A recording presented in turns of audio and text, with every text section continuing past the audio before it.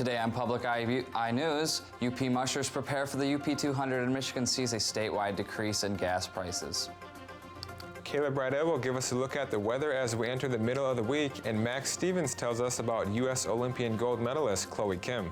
Hi, I'm Mason Wallace. And I'm Elijah Clorty. Thanks for tuning in to Public Eye News.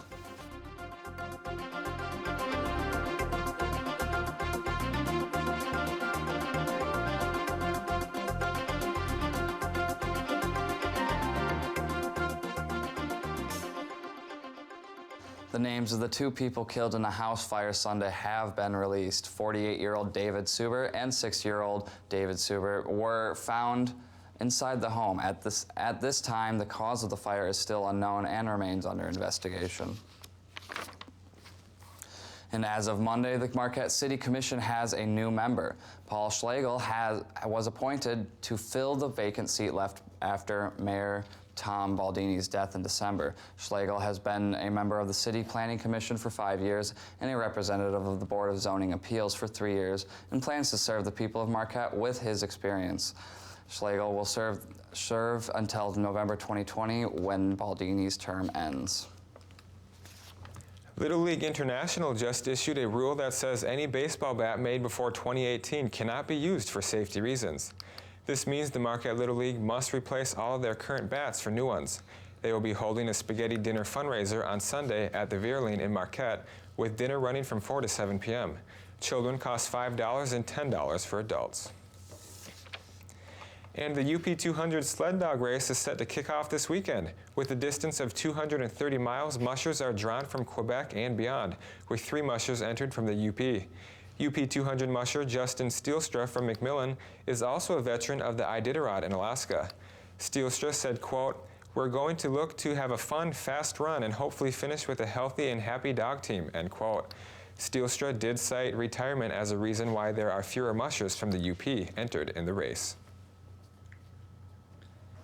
And a change in state law now requires coaches and adults in youth sports to complete online concussion awareness trainings every 3 years.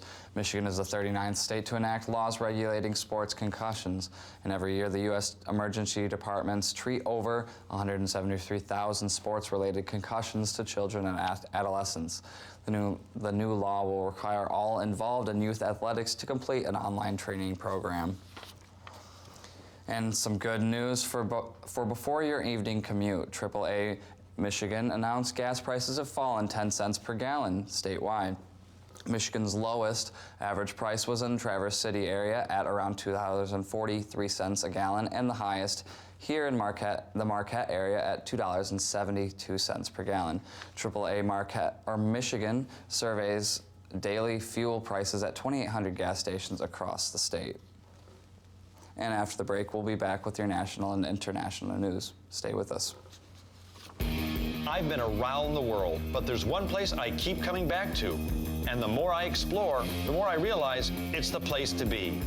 I'm Tom Dalton, and this is Under the Radar Michigan.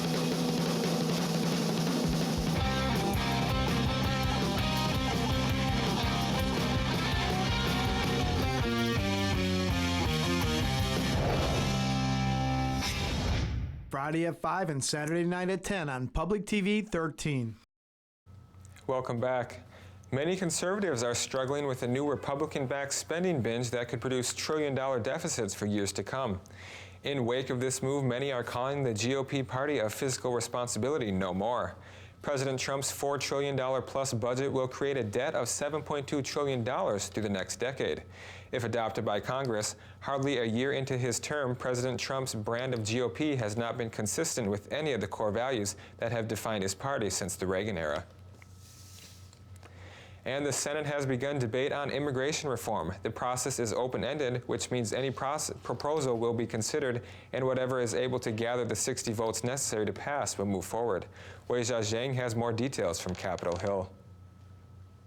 The Senate is opening the floor to allow anyone to make a proposal on immigration reform. And then we'll see whether or not they have the votes to support it. So this is an open, amenable process, which, as you all know, many of you have been around here a lot longer than me, doesn't happen that often. Republicans are pushing a bill from Senators Chuck Grassley, John Cornyn, and Tom Cotton. The Secure and Succeed Act would give a path to citizenship for nearly 2 million undocumented immigrants, fund border security and the border wall with $25 billion, limit family-based immigration, and eliminate the diversity visa lottery. It's the one bill that can become law. We shouldn't be focused on passing a bill out of the Senate. We should be focused on passing a law, something that can get the majority vote of the House and that President Trump is willing to sign. And that will be an uphill battle, finding a bill that Democrats will support, but can also win over President Trump and the more conservative House members. President Trump tweeted this morning, Republicans want to make a deal and Democrats say they want to make a deal. Wouldn't it be great if we could finally, after so many years, solve the DACA puzzle? Well, this is a very difficult issue. We're all aware of that.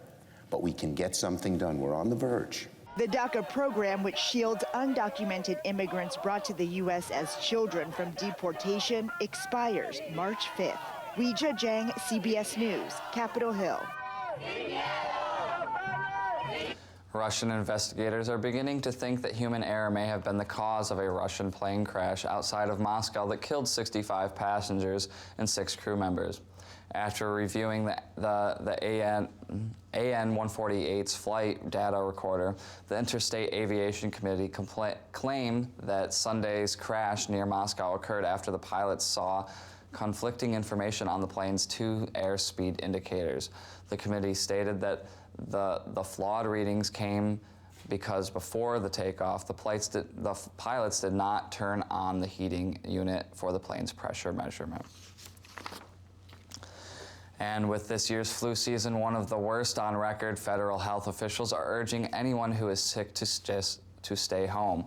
More than 60 children have died from the virus, and the CDC says the season may not have peaked yet. Kenneth Craig has the latest from New York. 3-year-old Olivia Valou died Monday in Indiana after testing positive for influenza. She is one of 63 children who has died from the virus so far this year, compared to 20 at this point last year.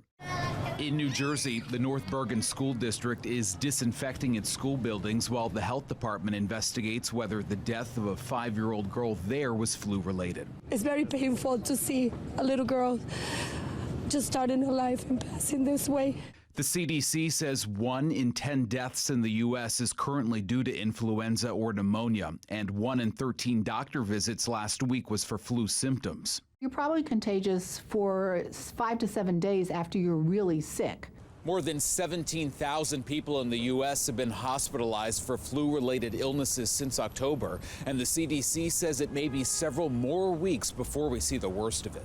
The CDC says seek immediate help if you develop flu symptoms that include persistent high fever, breathing problems, and a rapid heartbeat. If you think you're getting better and then it looks like it's not getting better, then you really do need to seek medical attention, because it may have gone now to your lungs and you may now have a pneumonia. And health experts say it's not too late to get the flu shot. While the vaccine appears to be less effective against the H3N2 flu strain dominating this season, it still could lessen the severity of the illness.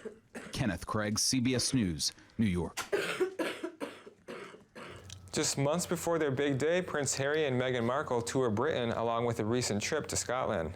Well-wishers lined the streets in a cold and windy Edinburgh as the couple visited the famous Edinburgh Castle. This marks the 4th royal engagement together as Harry introduces Markle to different parts of Britain. The couple is set to marry on May 19th at Windsor Castle.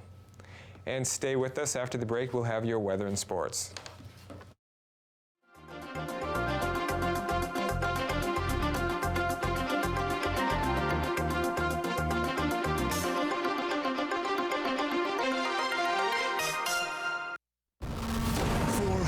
100,000 men, trapped, desperate, exposed. Britain would have had to surrender. How did the Allies survive Dunkirk? Nova uncovers the truth. It was absolute genius. Courage, science, and technical brilliance. This is the key. Prevent disaster and change history. It was a miracle at Dunkirk. The Great Escape at Dunkirk on Nova. Wednesday night at 9 after Animals with Cameras. Welcome back. I'm Caleb Rydell, going to be taking you through your weather for today. As you can see behind me, we got some clouds rolling in, a little bit of darkness out there, and we're going to be seeing that go away coming up tomorrow. Taking a look at our current conditions, we are seeing partly cloudy out there with a temperature of 23 degrees, winds out of the south at 18 miles per hour, so it is a bit breezy, barometric pressure of 30.35 inches and falling. Taking a look at tonight, we're going to see clear skies out there. You're going to be able to see the moon and the stars, which will be nice. A low of 20, winds out of the southwest at 18 miles per hour. And taking a look at tomorrow, we are going to see sun with a near record high of 42 degrees. Winds out of the south-southwest at 25 miles per hour. Taking a look across the UP, we're going to see a little bit of snow in the bottom of the UP. 19 in Sault Ste. Marie, 26 in Manistee, 21 in Escanaba with that snow, and then down in Menominee, 25. Taking a look at the western half of the UP, we are going to see Iron Mountain 22, Ironwood with 28, up in the Keweenaw and Houghton with 30 degrees, back here in Marquette, partly cloudy and 23 degrees. Taking a look ahead, we are going to see that Thursday we have a high of 29, a low of 10 and some snow. Friday, high of 17, a low of 9 and some clouds. And Saturday, looking at a high of 31, a low of 18 and some clouds. Well, Max, we are going to be looking for those golden rays of sunshine tomorrow, and I hear we are looking for some gold out there in the Olympics right now. Absolutely, and we got some to boot. Last night, at least in our time zone, 17-year-old snowboarder Chloe Kim won the United States' third gold medal of the 2018 Olympics thus far. Kim won the medal in the women's snowboard halfpipe, posting an impressive 93.75 score on her first run, then came back and topped it with a near-perfect 98.25 on her third and final run. But perhaps the best part was how, in between her runs, she found the time to tweet her regret of not having finished her breakfast sandwich. She joins fellow snowboarders Red Gerard and Jamie Anderson as the first 3 gold medalists from the United States. And the NCAA has denied Notre Dame's appeal of a decision to vacate 21 football victories due to academic misconduct. Wins vacated include all 12 wins from Notre Dame's 2012 run to the BCS National Championship game. In a letter to university alumni, Notre Dame's president John Jenkins criticized the decision, citing the recent North Carolina case where the NCAA did not punish North Carolina for similar infractions. Notre Dame had acknowledged cheating involving several football players and a student athletic trainer, and only appealed to the penalty that vacated the victories. With the appeal denied, all of Notre Dame's wins from the 2012 and 2013 seasons remain vacated. And LeBron James has announced that his production company, Spring Hill Entertainment, will remake the 1990 cult classic film House Party. LeBron James stated to The Hollywood Reporter that it is not a reboot and rather a new look for the classic movie. The screenplay is set to be handled by Atlanta writers Stephen Glover and Jamal Olori. It will be Spring Hill Entertainment's first feature-length narrative film, as the much-anticipated Space Jam remake LeBron James has been attached to is still a ways off. Well, Mason, the country is united to watch the Olympics, but I hear we have a house divided, perhaps, in Wisconsin. It's definitely an unconventional family. In a strange turn of events, the parents of Republican U.S. Senate candidate Kevin Nicholson donated the max amount to their son's Democratic rival, Tammy Baldwin. Nicholson must defeat Senator Lee Vukmir in the primary before moving on to face Baldwin in the fall.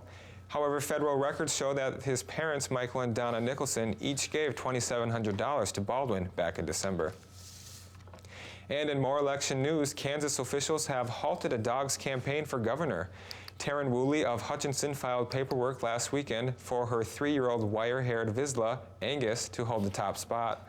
Woolley did so after she heard about 6 teenagers who also put their hats into the election pot. Kansas has no official age requirements, but lawmakers are already seeking to make those changes. And that's all the time we have today on Public Eye News, but join us again tomorrow. Thanks for watching.